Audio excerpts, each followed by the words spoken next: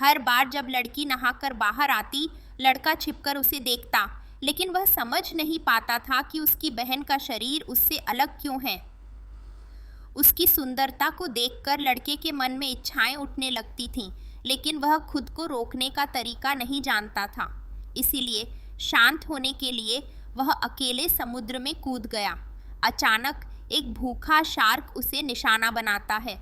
लड़का संघर्ष करके समुद्र से बच निकलता है और तट पर पहुंचकर शार्क का मजाक उड़ाता है। फिर वह अपनी बहन के सामने इस पर गर्व करता है, लेकिन लड़की को इसमें कोई दिलचस्पी नहीं थी। उसने उसे डांटा कि वह अपनी जान से खेल रहा है। गुस्से में लड़के ने लड़की को जमीन पर धक्का दिया, लेकिन इस नज़दीकी के बावजूद दोनों असहज महसूस करते हैं। लड़की ने उसे दूर धकेल दिया।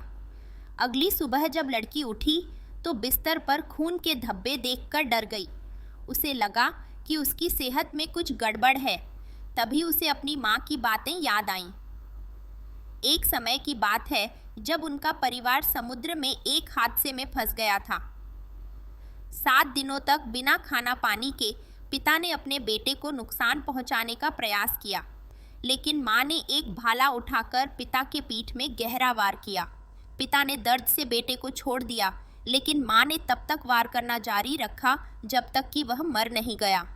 इसके बाद माँ ने ठंडे दिमाग से शव को समुद्र में शार्क को खिला दिया। हालांकि नई समस्या यह थी कि उनकी नाव 7 दिनों से समुद्र में भटक रही थी। अगर उन्हें जल्द जमीन नहीं मिली तो वे भूख से मर सकते थे। तभी एक लहर ने माँ को जगा दिया।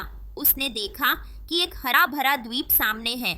वह अपनी नाव को उस द्वीप की ओर ले गई और अंत में वहां पहुंच गई। माँ ने भगवान का धन्यवाद किया और अपने दोनों बच्चों को गले लगाकर रो पड़ी। असली संघर्ष तो अब शुरू होना था। माँ ने नाव को सुरक्षित रखने के लिए मेहनत की, सामान तट पर लाया और एक अस्थायी ठिकाना बनाया। वह पानी और खाना ढूंढने के लिए बच्चों को लेकर निकली। सौभाग्य से उन्हें एक छोटी धारा और केले मिले, लेकिन अचानक भारी बारिश ने उन्हें भिगो दिया। ठिकाना पर्याप्त नहीं था और माँ ने बच्चों को गले लगाकर बारिश से बचाने की कोशिश की। बारिश थोड़े समय बाद थम गई, लेकिन माँ ने महसूस किया कि यह जगह सुरक्षित नहीं है। वह बच्चों को लेकर एक छिपे हुए तट पर चली गई, जहाँ उन्होंने एक शानदार घर देखा। लड़के को महसूस हुआ कि यह वही जगह है जहाँ वह पहले रहता था।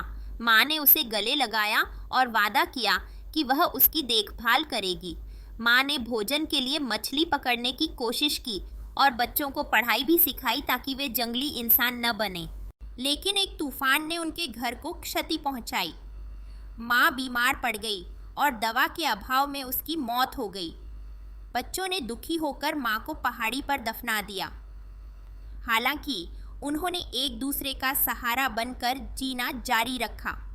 एक दिन लड़के को एक विशाल मोती मिला, जिसे उसने लड़की को उपहार में दिया।